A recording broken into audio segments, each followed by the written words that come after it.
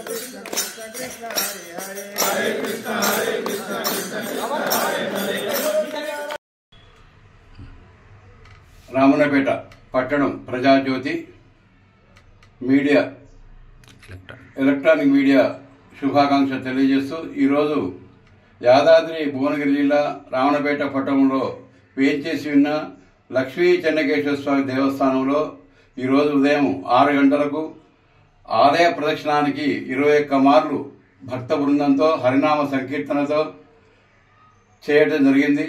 21 ప్రదక్షిణ అనంతరము భక్తులందరూ కూడా దీపారాధనలు చేసి స్వామివారి యొక్క మంగళాశాసనం తీసుకున్నారు. ఈరోజు కొద్దిసేపట్లో స్వామివారి ఆలయంలో సత్యనారాయణ స్వామి వ్రతములు సామూహికంగా నిర్వహించబడుతున్నవి.